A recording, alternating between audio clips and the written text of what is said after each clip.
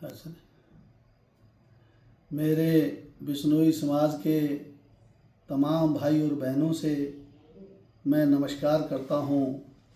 और आज मैं आपकी अदालत में मैं अपनी बात इसलिए रख रहा हूँ कि मुझे 2 दिन से जो एक घटनाक्रम चल रहा है, मेरे भाई देवेंद्र बूडिया जी ने जिस तरह से जो हालात पैदा किए समाज में, ये अपने निजी स्वार्थ के लिए अपने को बहुत अधिक पीड़ित बता करके लोगों को गुमराह करने की जो कोशिश की है। भाइयों, मैं आपके परिवार का ही एक ऐसा सदस्य हूँ जो हमेशा आपके बीच में रहा। मेरी भाई देवेंद्र बूडिया जी से घनिष्ठ मित्रता थी, है और रहेगी, परंतु मुझे समझ में नहीं आया कि कल के जो घटनाक्रम को उन्होंने जिस तरह से प्रदर्शित किया, मुझे ज़बरदस्त पीड़ा हुई। उन्होंने कहा कि सुबह 11 बजे मैं अपनी बात रखूँगा। मुझे 11 बजे भी मैंने जब ये पता किया तो उन्होंने कोई बात नहीं रखी। फिर 2 बजे की बात आई और फिर शाम को भाई ने जब ये अपनी बात रखी तो मैं वो वीडियो देख रहा था। मुझे बड़ी पीड़ा और हैरानी हुई कि एक ऐसा व्यक्ति जो पूरे समाज को संगठित रखने का जहाँ काम करता है, जो पूरे समाज की हर दुख तकलीफ़ को देख करके उसका समाधान करने का काम करता हो, उस व्यक्ति ने मेरे से ऐसी कौन सी पीड़ा थी जिसकी वजह से उन्होंने ये अनर्गल बात करके मुझे पीड़ित किया। मैं दोस्तों कहना चाहूँगा कि आज से लगभग 2-3 दिन पहले की बात है, भाई देवेंद्र जी का मेरे पास टेलीफोन आया कि मुझे चौधरी कुलदीप बिश्नोई जी से मिलना है।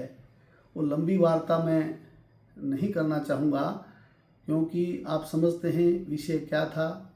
ये इस बार नहीं, पहले भी 1-2 बार ऐसे घटनाक्रम हुए और मैं इनके साथ जा कर के चौधरी कुलदीप बिश्नोई जी के साथ ऐसी बातें थी जो ये मुझे लेकर के गया। भाई सुभाष को भी लेकर के गया था, जो हमारे बिश्नोई समाज के वरिष्ठ उप प्रधान हैं। हम सब ने बैठ कर के अनेकों बातें की जिन पे हमेशा चौधरी कुलदीप बिश्नोई का जो सोच थी वो सकारात्मक थी। वो एक ऐसे ईमानदार व्यक्ति और साफ सभी के आदमी हैं जिन्होंने हमेशा अपनी राजनीति की है वो बहुत ईमानदारी से की।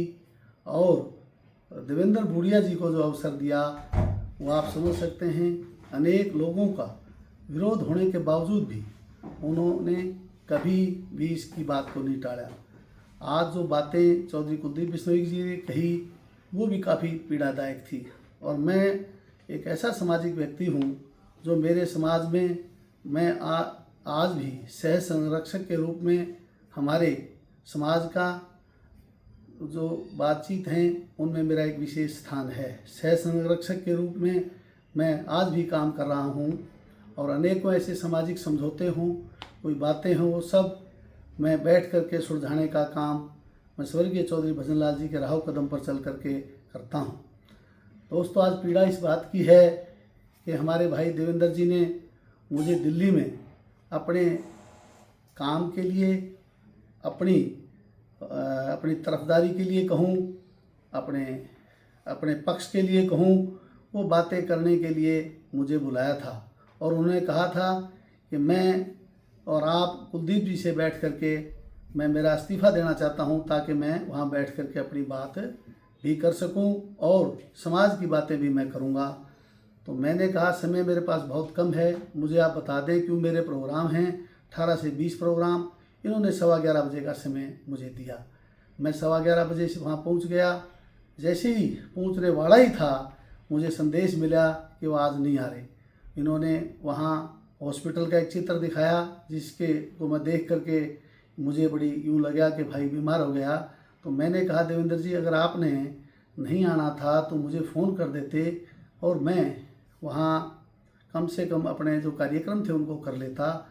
इन्होंने बहुत बढ़िया तरीके से मुझे कहा, भाई मैं अचानक बीमार हो गया और मैं आने में सक्षम नहीं था, ना फ़ोन करने में सक्षम था, इसलिए अब शाम को आऊँगा, 3 बजे की फ़्लाइट है और 4 बजे आ जाऊँगा। कहाँ आऊँ, कहाँ बैठें? मैंने इनको कहा कि आप इसमें आ जाना हरियाणा भवन में। बोले वेदांता में पहले दवाई ले लूँ या बाद में आऊँ?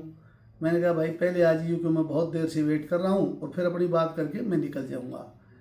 भाइयों बड़ी अच्छी सौहार्दपूर्ण में बात हुई और भाई ने मेरे पास लगभग 6:15 बजे पदार्पण किया। मेरे पास बैठ करके बहुत बढ़िया तरीके से उन्होंने अपनी बातचीत की और ये कहा कि चलो राजी खुशी कमरे से हम उठ करके गए तो वहाँ चाय आदि पी करके, क्योंकि इनके हाथ दूसते हैं कि चाय पी। इसने मैंने कहा पी ले भाई पूरी।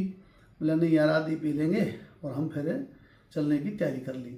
मेरे कमरे में जो छोड़ के गया इसको मेरा ड्राइवर था केवल, और फिर चाय लेके आया एक बहरा था।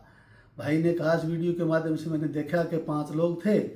ये अपने दीन धर्म और गुरु जमेश्वर भगवान की कसम खा करके अगर मुझे ये कह दे कि भाई अकेला नहीं कहे, आपकी एक ऐसी कमेटी बनाएं समाज की जिसमें साधु संत लोग भी हों, जिसमें मौजूदा विधायक हैं आपके समाज के, पूर्व के मंत्री हैं, आज के मौजूदा मंत्री हैं और प्रबुद्ध लोग हैं, और आपकी एक ऐसी कमेटी है समाज की बहुत बड़ी। इनके ये सब साथी मिल करके वहाँ हरियाणा भवन में बैठ जाएं, समय तय कर लें, क्योंकि कल आपने मीटिंग बुलाई है 2 बजे। मैं देख रहा था किसी भी साथी ने ये नहीं कहा। मुझे बड़ी तब अफसोस और झटका लगा कि जब कोई एक व्यक्ति अपना पक्ष रखता है तो उसकी केवल बात सुन करके उस पर अमल नहीं करना चाहिए। उनको अमल तब करना चाहिए